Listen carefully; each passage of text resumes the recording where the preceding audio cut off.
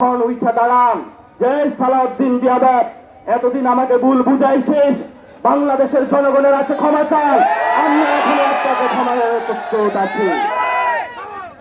আরেকটা কথা, আগে শুনতাম আপাকে নাকি সবাই ভুল বুঝায়, এখন হলো ভাইয়াকে সবাই ভুল বুঝায়। এইসব আপা ভাইয়া কই যে বাংলাদেশে এরা আসে, এদেরকে আমাদের দৌড়ানি দেওয়া ছাড়ার উপায় নাই।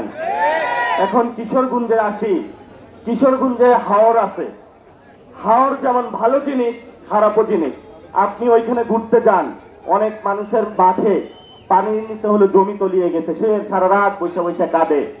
আমরা সরকারের কাছে বলবো, হাওরবাসী যারা ক্ষতিগ্রস্ত তাদেরকে আপনি ক্ষতিপূরণ দিতে হবে।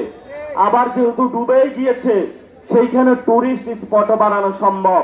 যদি এটা বানাইতে পারি তাহলে কিশোরগঞ্জের আর কোন তরুণের কর্মসংস্থানের সমস্যা হবে না। হবে? এখন একজনে বলে হাওরের এমপি ফজলু। আমি কিশোরগঞ্জের যত সুনাম করতে চাই, এই বাংলাদেশের শীর্ষ সন্ত্রাসী, মুজিববাদী সন্ত্রাসী এই ফজলুর রহমান কিশোরগঞ্জের জন্য একটা কলঙ্ক। এই কলঙ্কের কাজ কিশোরগঞ্জ থেকে সরাইতে হবে। মাননীয় ভাইয়া যান, আপনার এই যে মুজিব প্রেমীর একটা মুখপাত্র শীর্ষ সন্ত্রাসী ফজলু পাগলাকে কিশোরগঞ্জবাসীর হলে জড়িয়ে দিয়েছেন, এই পাগলকে সরান। কিশোরগঞ্জ মানুষ মহা বিরক্তিতে আছে এই পাগলের কারণে। সারাদিন এত উল্টা পাল্টা কথা বলে, কিশোরগঞ্জ শুনলেই মনে হয় ফজলু পাগলার কথা চলে আসে। কিশোরগঞ্জের মানুষ ফজলু পাগলাকে চায় না, আপনি জোর করে বসিয়ে রেখেছেন। এই সন্ত্রাসীকে আমরা গ্রেপ্তারের দাবি জানাই।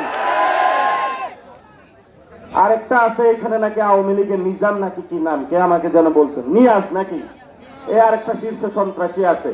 এগুলো আপনারা কি করেন? এগুলো সাইজ করতে পারেন না? 24-এর অস্ত্রগুলা কি কই কই গেছে?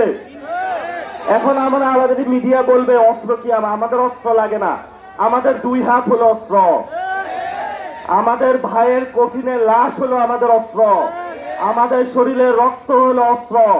ওরা ট্যাঙ্ক, কামান, গুলি, AK-47 সব নিয়ে আসুক, আর আমরা যেখানে এখানে যারা আছি, আমরা বাংলাদেশে নামি দেখবো কার শক্তি কতটুকু।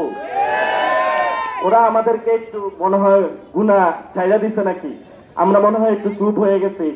এই গণ অভ্যুত্থানে যারা আলেম ছিল তারা বড় একটা অবদান রেখেছে, এবং কিশোরগঞ্জে আলেমদের বড় একটা ঘাঁটি আছে। ময়মনসিংহে যারা আলেমদের বড় হোল্ড আছে, জামিয়াতুল এমদাদিয়া, আমরা আলেমদেরকে শ্রদ্ধা করি, আলেমদেরকে সম্মান করতে হবে। এই আলেমরাই কিন্তু মন্দির পাহারা দিয়েছে, এই আলেমরাই গির্জা পাহারা দিয়েছে, এই তরুণ প্রজন্ম কিন্তু ডাকাত ঠেকিয়েছে। যদি আমরা আর একটু অপেক্ষা করি, যদি সংস্কারের বিষয়, আওয়ামী লীগের বিষয় যদি পার্লামেন্টে আমাদের সলভ করতে না পারে, তাহলে আপনারা সবাই আজকে হাত তুলে জানাবেন কারা কারা সামনে পার্লামেন্টের সামনে চলে যাইতে প্রস্তুত আছেন। যেদিন আমরা পার্লামেন্টের সামনে যাব, ওই দিন কি তারেক রহমান পার্লামেন্টে থাকবে নাকি থাকবে না?